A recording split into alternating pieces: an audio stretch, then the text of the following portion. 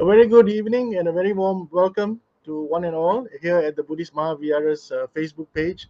We are going live this evening on our Dhammadana series.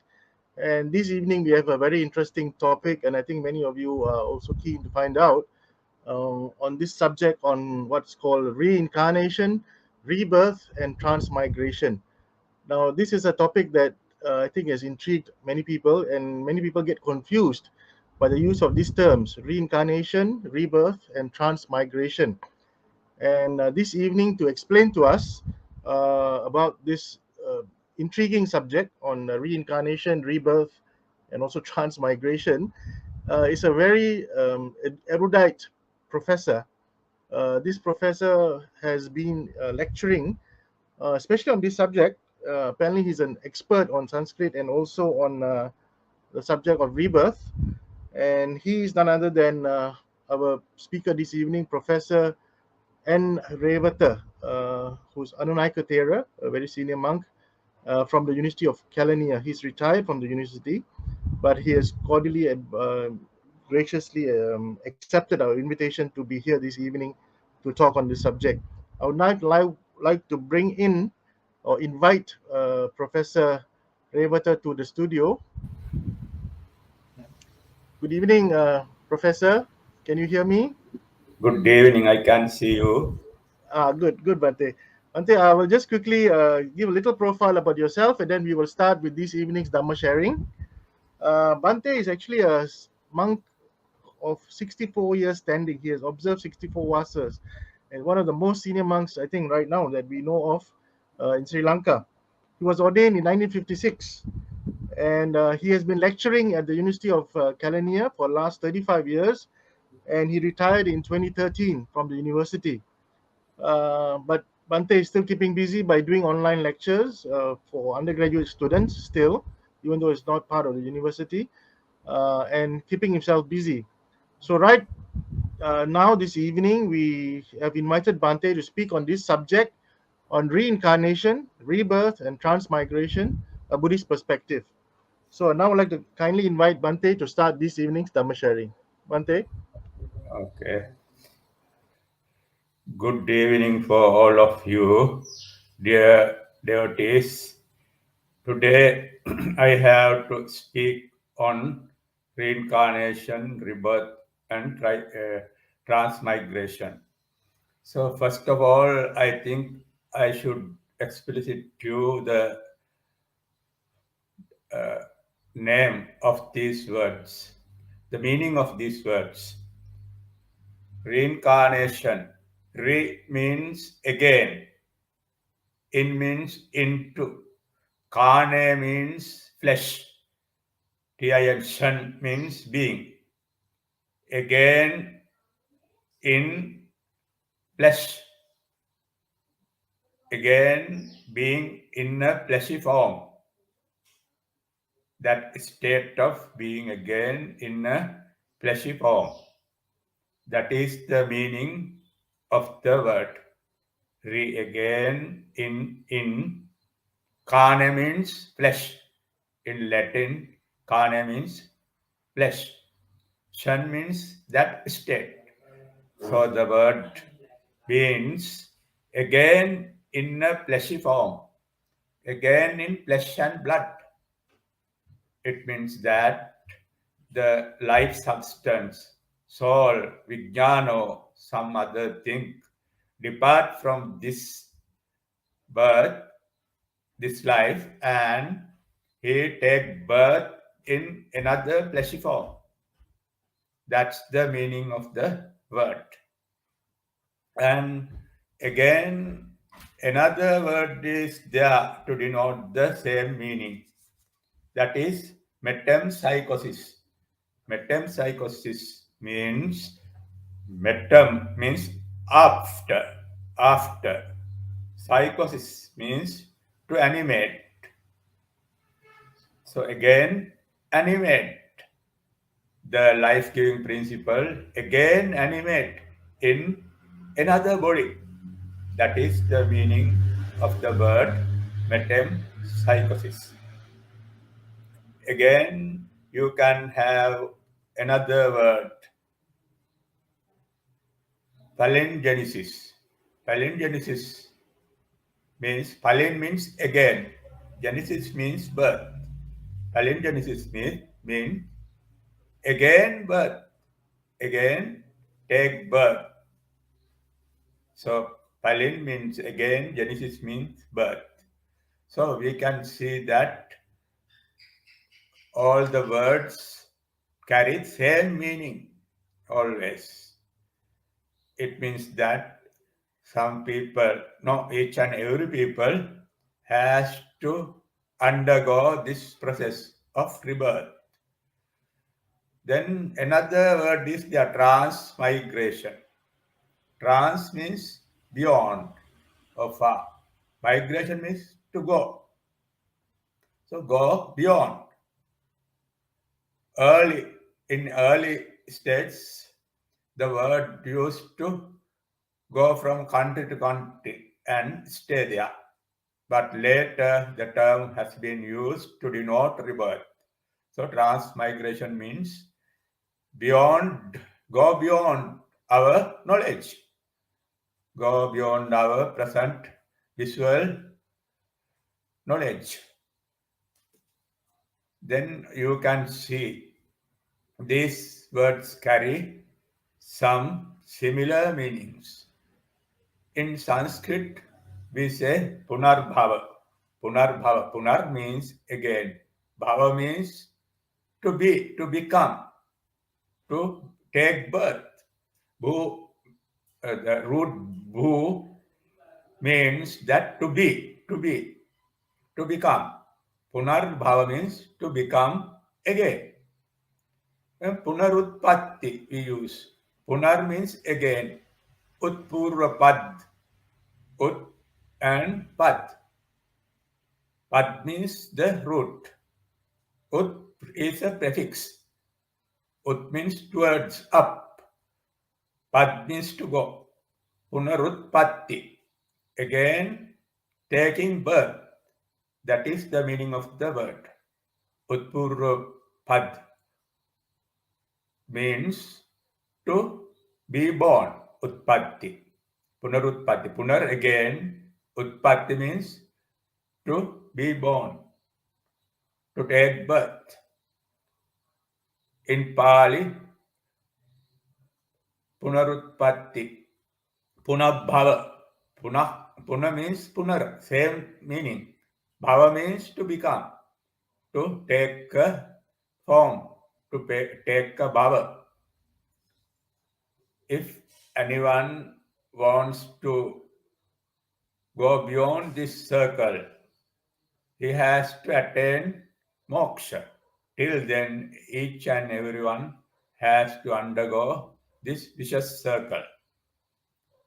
Take this time a birth as a man, again as a bird, again as a ghost, again as a god. Such a circle of births we have to undergo till a man realize salvation. When we go to the history of this sankalpa or this concept, we can see that the belief in transmigration and liberation has been found among many societies during prehistoric ages. Some may think that the concepts may have started among the ascetics who lived in the first millennium BC. But first known evidences of the belief can be found in the Upanishadic literature. 1100 BC, from 1100 BC to 500 BC. Even before this, among people of Indus Valley civilization and Dravidians of the southernmost places of India, the belief may have been prevalent.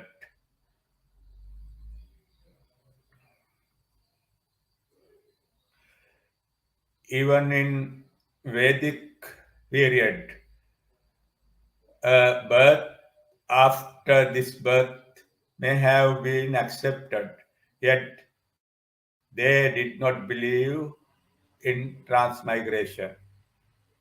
But after this birth, one has to become a father, Pitru. Pitru means ancestor. Ancestrally world is there, he has to become an ancestor to live there. Such beliefs have been accustomed to them, have been known to them. Then when we direct our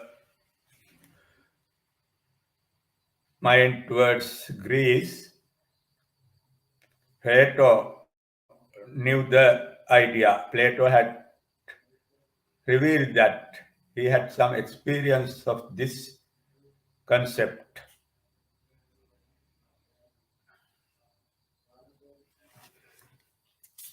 Actually, before Plato, Pythagoras has recognized the soul of a departed friend in a dog.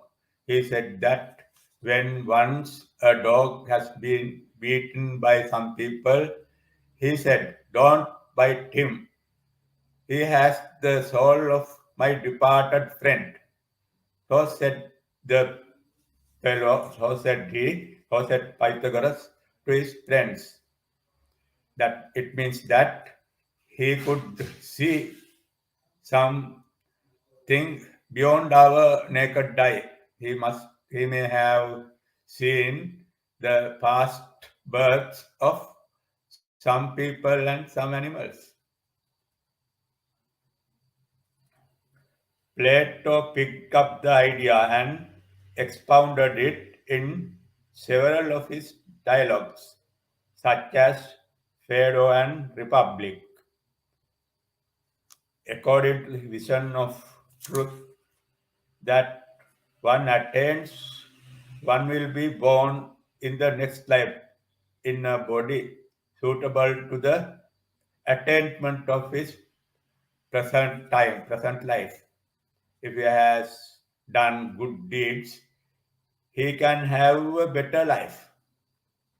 If he used to do evil deeds, he will be born as a meaner person or an animal.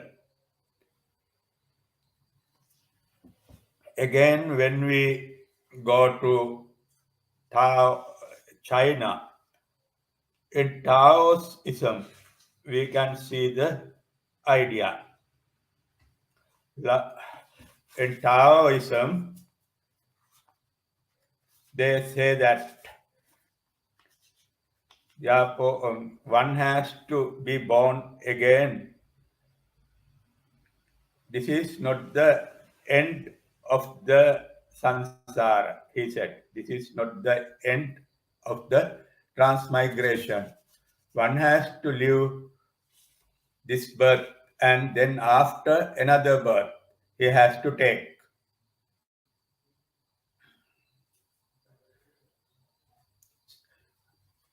When we go to Buddhism, Jainism, and Hinduism, they have developed the concept, and we can see many descriptions about the Punarjanma or rebirth. According to Hinduism,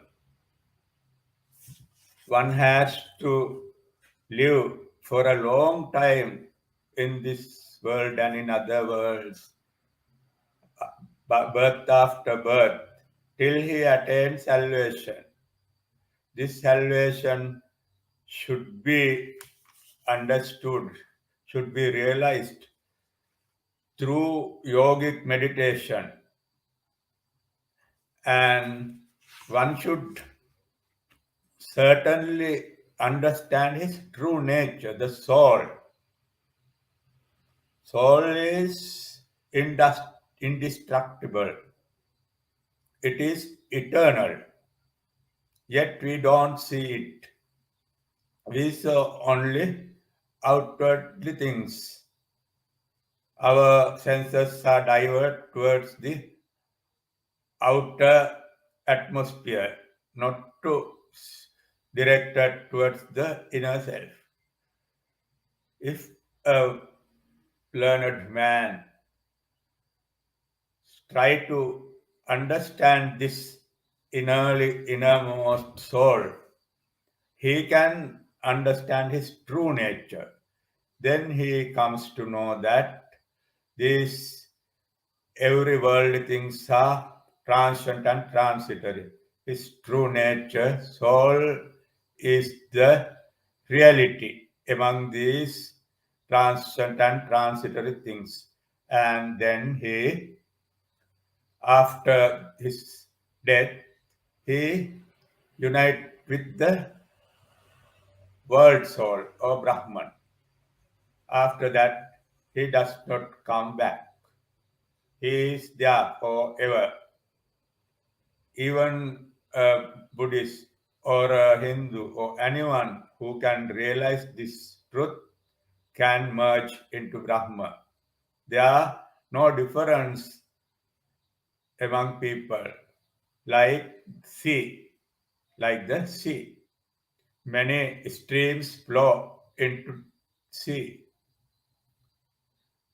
Lena River, Irrawaddy River, Ganges, and such other rivers, when they mix with the sea, there is no difference. So, when a man emerges into the Brahman, we don't see any difference. He can be there in that state forever and ever. It is only then a person can get through this vicious circle of rebirth or samsara. That is their understanding and that is their philosophy. According to Jainism, they say karma is a physical substance that is everywhere in the universe. Karma particles are attached to the jiva or soul. Jiva means soul. By the actions of that jiva, just like floating dust, attach the jiva or the soul. So karmas are like material particles floating everywhere. According to the man's avidya, this karma attached to his self, attached to his soul, just like floating dust attached on a mirror, they attach to the jiva or the soul. These particles, if they are floating here and there, they have no effect. But when it strikes to a soul, they affect the life of the soul, of that soul. They can be avoided by two ways. By behaving well. By behaving well. Then no karmas are attached to him. Again, by having the right mental states, developing one's mind, cultivating one's mind, his mental states does not stick to the karmic particles. They do not attach to the soul. And those accumulated karmic particles are detached, they are easily discharged after one realizes true nature of the person. The karma the person is doing through his vachana or vak or speech and his body and mind may attach these karmic particles to his soul. So, to remove them, one should do good actions, and again, he should do self mortification. Extreme sort of asceticism should be practiced to remove these karmic particles. It is only then one can remove them and become free. After that, a person can live forever as the free soul. And that is their moksha. It is called Kaivalya. Kaivalya means to be alone from karmic action, to be alone from worldly attachment. The soul is there with this full-blown dignity. It will not come to the circle of rebirth. They say that is the moksha. So then now we can see that Hinduism, Jainism, and Buddhism, they accept karma. These karmic deeds attach man towards transmigration. We should remove these karmic forces through meditation and mental practices and cultivating good qualities in our minds. That's the way to nirvana or moksha or kaivalya. That is the way, only way, one and only way to get rid of this world, this worldly entanglement. So when we come to the Buddhism, Buddha attained enlightenment. He was entitled to its immediate rewards, that is complete salvation. When he realized enlightenment, then he attained enlightenment. As a present, as a reward, he attained complete salvation and spiritual release from the bodily existence, from the transmigration. It means that the innerly apprehended doctrine would never have been known to other men. That is why he thought it is useless to preach the people because they can't understand this true nature. They can't realize true nature of the world things. After realizing it, we can receive the knowledge how to remove from this worldly cycle. Innermost spiritual meaning of the teaching in Buddhism give the person salvation or moksha. Otherwise, we can't get that end.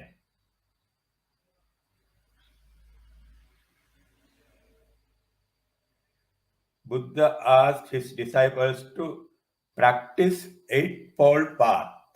This path should be practiced slowly and firmly towards the end, till he can cultivate his mind to understand the hidden doctrine.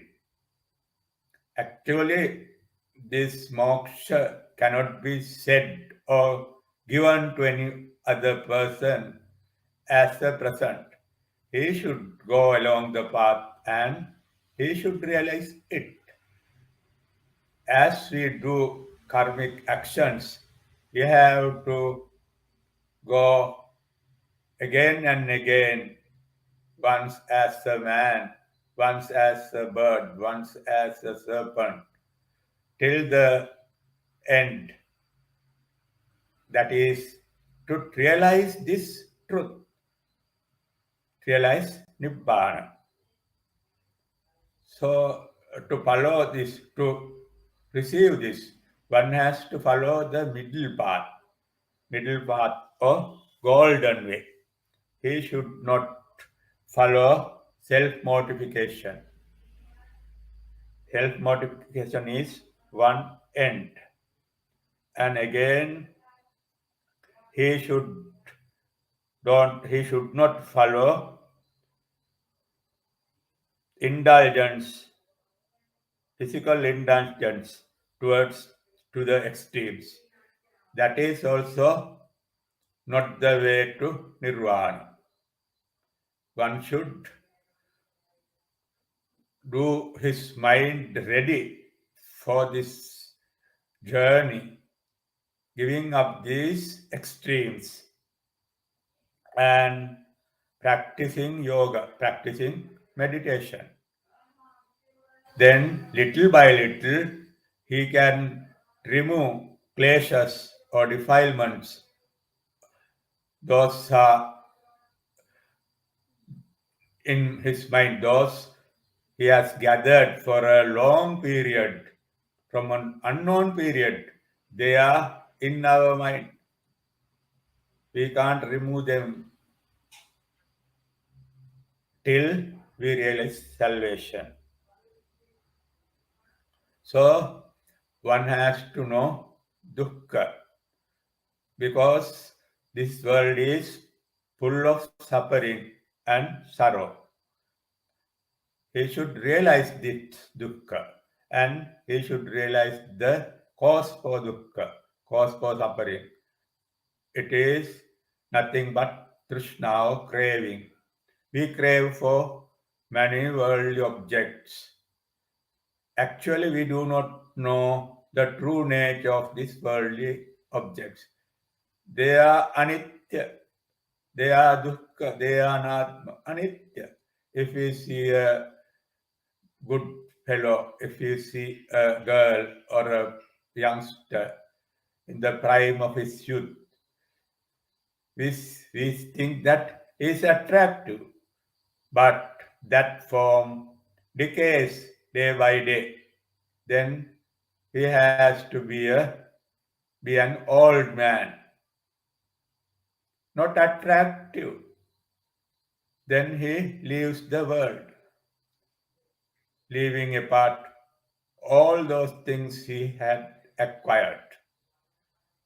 This jara or old age is very bad and it gives us much suffering. Then marana, nobody wants to leave this world, but we have to depart from this world. Therefore, one must see this dukkha and we must avert the cause for dukkha. That is tanha, actually cravings towards each and everything. After knowing that these worldly objects are anitya, dukkha and anatma, not permanent, they give suffering, there is no reality and permanence of these things.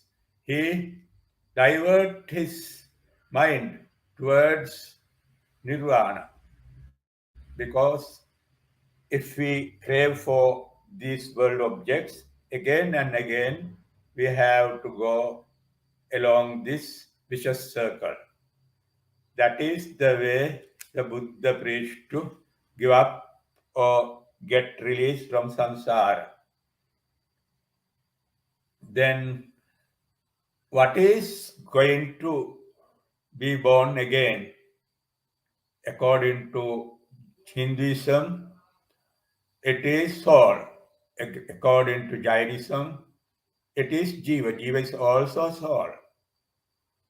This soul is eternal. It cannot be destroyed. It is everlasting. But people don't know it and they see worldly objects. After understanding the true nature of worldly objects, one must divert his attention to perceive soul or atma. Then he come to know this soul is the sun. It is the thing that I called ego, and it is the essence of my person. All other things are transient and transitory. So he depart from these worldly things and become a soul, become a free soul, and enjoys happiness forever. But according to Buddhism, there is not a soul. Everything is changing. Everything is transient and transitory. After understanding this, one one has to depart from the world. He becomes nirvana. He attains nirvana. Just like we extinguish a lamp, that fellow extinguish his dukkha, his suffering. Then we can't speak of him as he is there or he is there is not. Then we don't have a crave for soul. We have no crave for anything. Even our chit, our mind, it is a stream of consciousness, not a permanent unit, not an eternal thing. After we have understanding true nature of everything, one has to give up his affection, craving for even mind and mental states. And again, he has no birth. He is like a lamp, come to nirvana. It is cessation of dukkha, cessation of trishna or craving. That is the Buddhist way of gaining knowledge and then give up this transmigration. So we have to understand how to prove that rebirth. Actually, we have no knowledge of it, personal knowledge, because it is not our experience. But there are evidences to prove this rebirth. One is remembering past lives. Some people remember their past lives. And when some scholars come there and then they do research about his saying, they come to know that the fellow says of earlier life. And it is true. Even small boys speak of their early lives. And after examination, many scholars have found that those cases were true. So this remembering past lives is one evidence for rebirth. Then clairvoyance is another proof or another evidence for rebirth. Some people have abnormal faculty to see things not apparent to normal beings. They also provide evidence of rebirth. The best known case of this type is Edgar Cayce. He lived in Virginia in USA. He had a remarkable clairvoyance. Remarkable clairvoyance. He did provide accounts of the previous lives of some people. He had the healing power after seeing through his miraculous divine eye. He could tell medicine to those who want cure for their diseases. For some of them, he said, I have no medicine for you. This is the fruit of your karmic actions. So he told them their previous births and the karmic actions they had done in those births. Such clairvoyants or psychics throughout the history preach this doctrine and they prove to a certain extent evidences to rebirth. Again, there are experimental evidences, that is, age regressive hypnosis. One of the most persuasive arguments in favor of rebirth is based on age regressive hypnotism. A subject is able to recall his past life under hypnotism. He can tell his past experiences both in this life and as well as in his previous lives. This device has been utilized by many psychics to come to know about the previous lives of people who came to them to know of their previous life.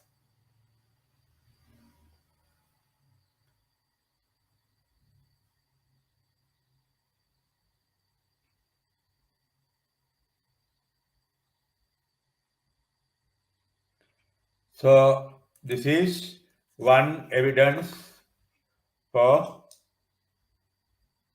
rebirth or transmigration.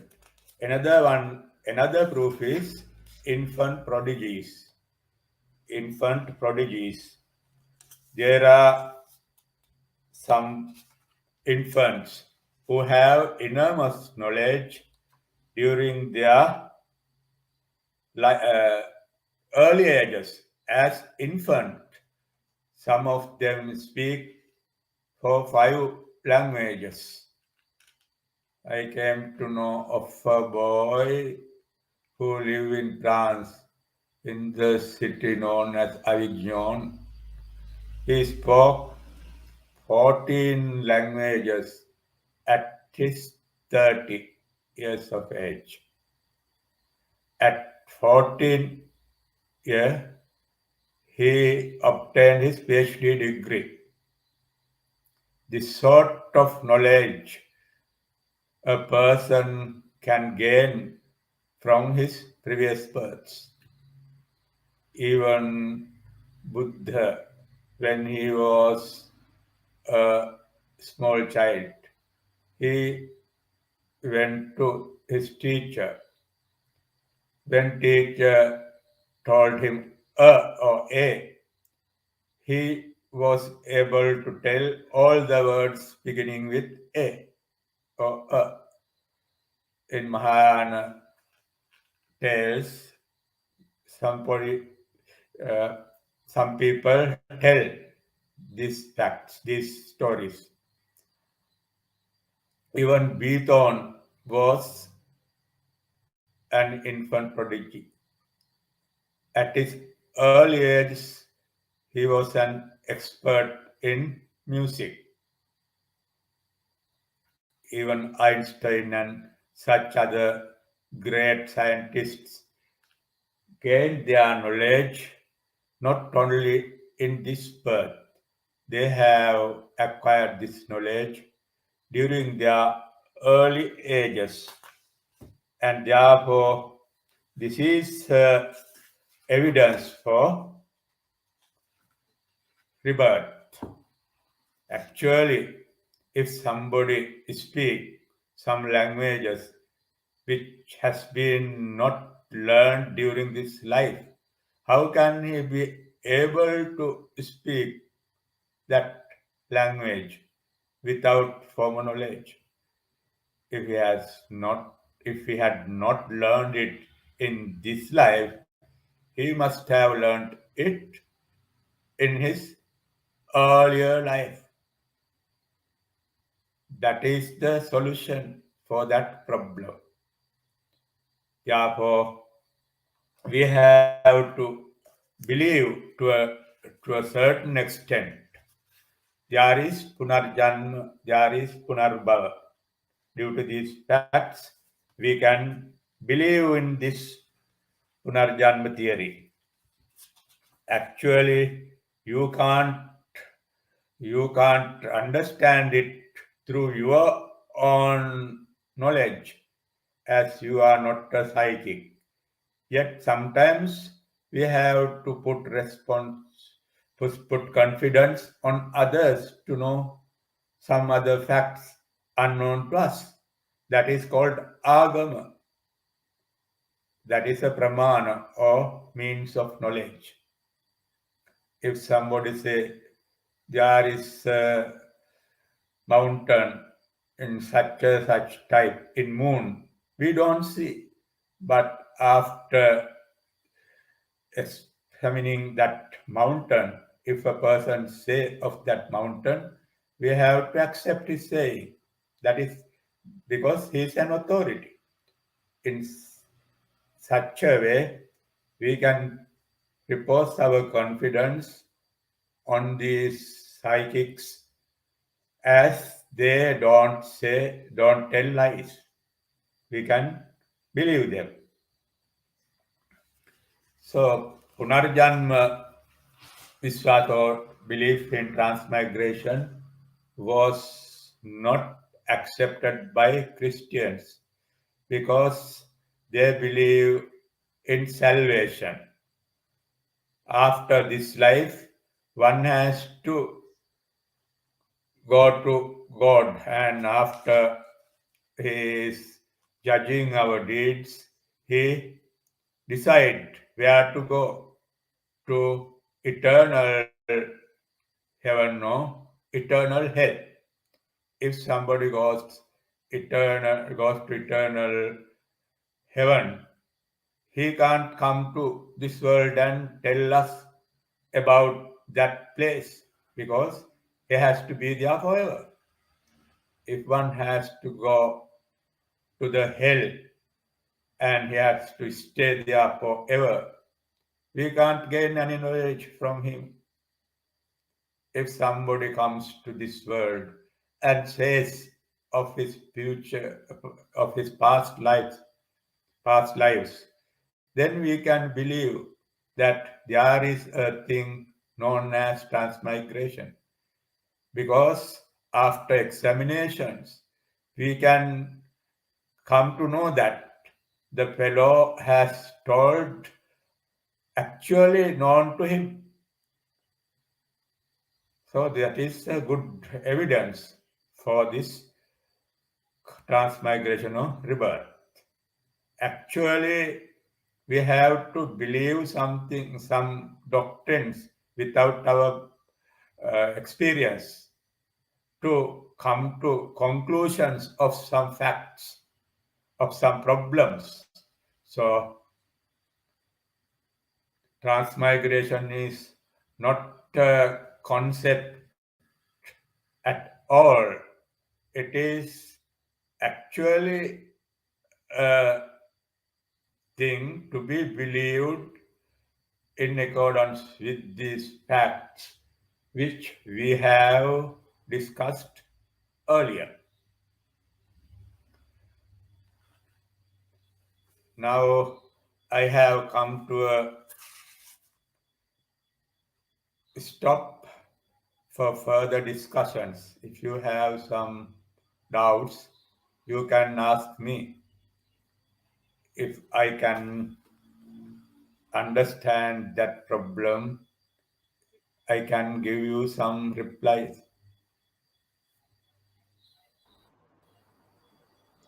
Thank you, Bhante. Thank you for that very interesting explanation about rebirth, transmigration, and as well as reincarnation.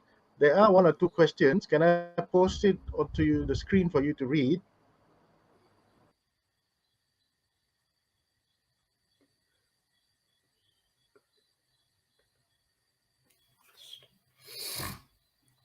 Rebirth is not due to our past karma. We can't accept that saying because man is the person who has a mind, mental power. Unlike animals, he has mental power and he can gain good karma and bad karmas. Due to these karmas, one has to go to other world to reap the fruits of his karmic actions. Buddha taught us there are three factors are there to be born as a man. One is the one is parents' union, and the second is the mother must be in the suitable time for conception. And third condition is a gandhabba or a vijnana comes to the place, comes to the embryo, without which there is no conception.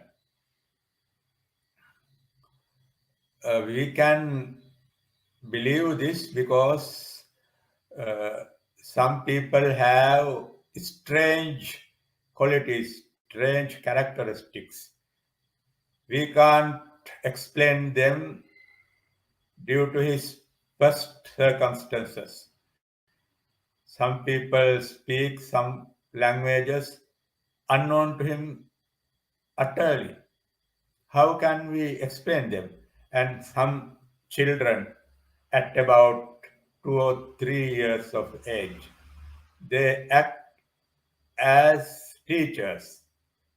Actually, has not gone to the school even a single time, but he teaches, having not as a teacher. How can that person has that urge to teach?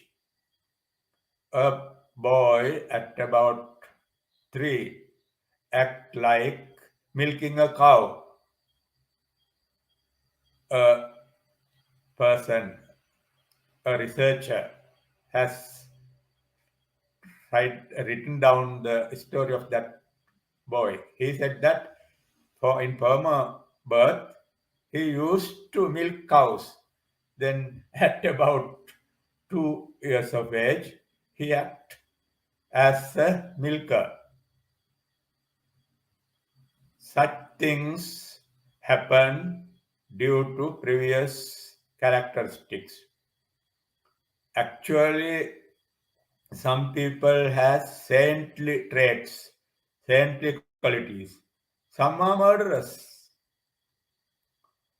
I have heard and I have read a man after his death has to live in a plane known as Antarabhava for a long time. If he has to stay there for a long time, then his personal appearance become his former birth's figure, like his former figure. If not, his appearance become similar to his present parents. That means some traits come from past lives. Some people who are stabbed to death have some traits on their skin where he has been stabbed. We can't explain these facts without accepting rebirth. And some monks are born monks. Some philosophers are born philosophers. Nobody can be a philosopher if he has not used to be a philosopher in an early stage. You can think of Buddha. At the age of 29, he left his kingship and every comfort he has acquired. This is an internal urge he brought from his previous births. And therefore, I think there is a ground for us to believe in rebirth.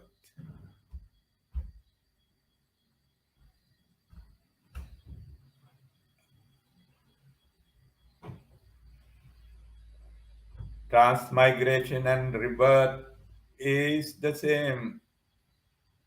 I can't I can say it is same, but rebirth means, according to Buddhism, the unending and eternal soul does not go to the next birth. Only five skandhas are going. Actually, five skandhas are there. Vijnana skandha, or stream of consciousness, go there.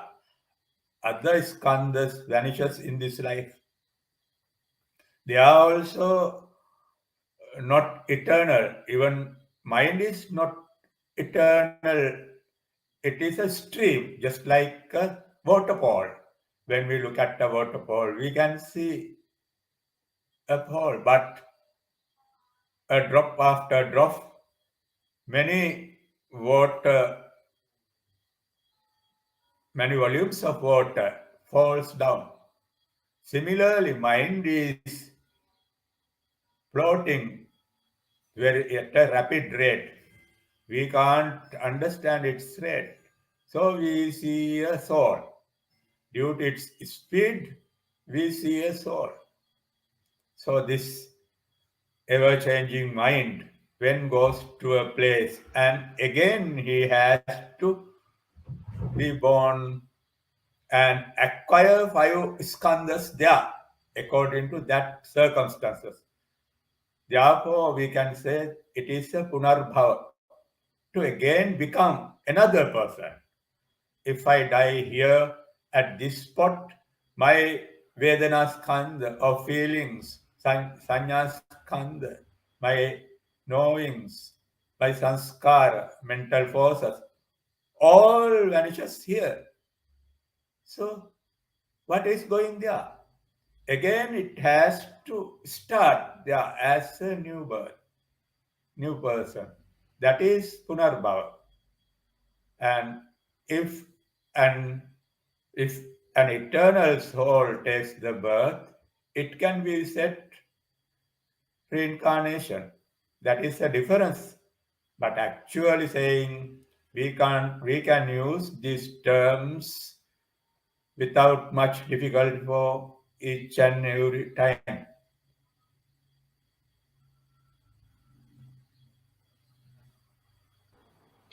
Thank you, Bhante. Thank you for answering the two questions which is related to our topic this evening. There are two other questions that are not related to this evening's topic, but would Bhante like to try to answer that questions? Let me post that question to you.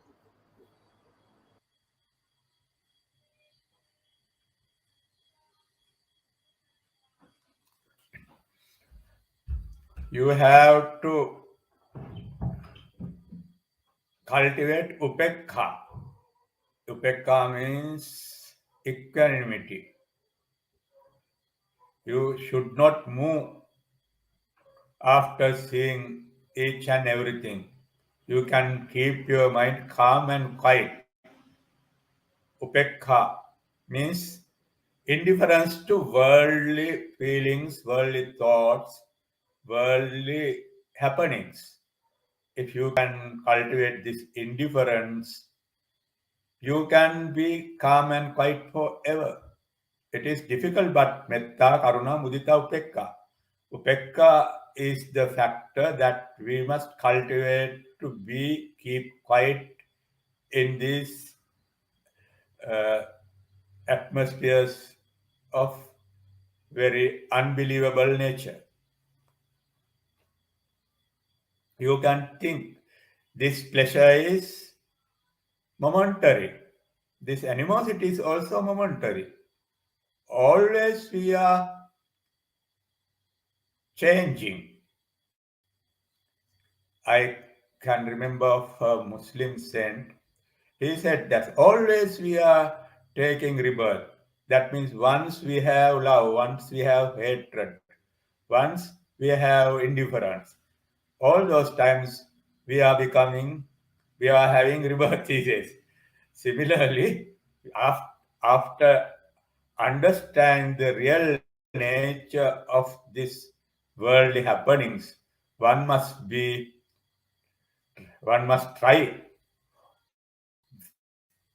his level best to keep quiet and gain indifference to worldly nature.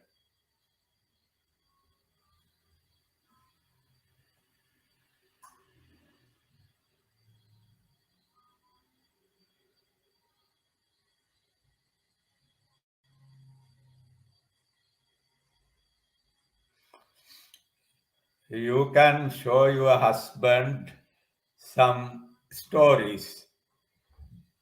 You can show him some films, which those films can prove him the real nature of this life. There are some such films.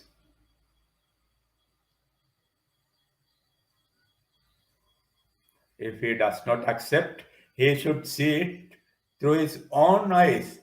For this, the artworks are very helpful for him to understand real nature.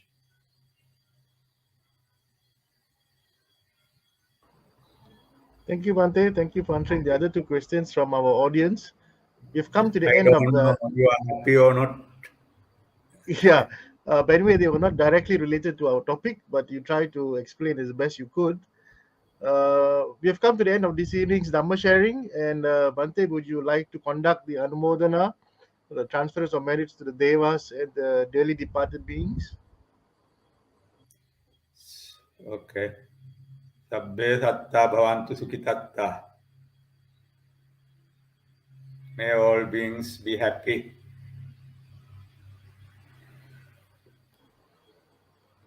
Thank you, Thank you Bhante. very much. So we've come to the end of this evening's Dhamma sharing. We- Aiko bhavat. Huh? Yeah. Okay, Bhante. So we've come to the end of this evening's Dhamma sharing. We would like to thank Professor Rewatha, Anunaika Thera, for taking time off to explain to us about reincarnation, rebirth, and transmigration, and also from a Buddhist perspective, especially on rebirth.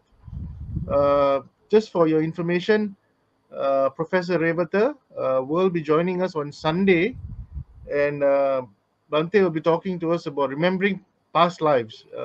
It's a topic we have decided to explore fully. I think Bhante had mentioned it briefly just now about remembering past lives. Is it a reality? Is it a fact? or is it a myth, or is it just some fake news? So Bante will be discussing this Sunday here at the Buddhist Mahavihara's Facebook page on our Dhammadana series, and we look forward to seeing you then on Sunday. So before we end, Bante, thank you so much for taking time off from your busy schedule to be with us on behalf of the Committee of Management and also the monks of the Buddhist Mahavihara. Thank you. And to all our sponsors this evening, who sponsored this evening's Dhamma sharing, may you be well and happy. And also to all our listeners who have joined us from both the Buddhist Mahavihara Facebook page and the Theravada Buddhist Council's Facebook page. I hope you enjoyed and benefited from this evening's Dhamma sharing. Then have a pleasant evening, one and all. Sadhu. Sukhi Hotu. Okay, good.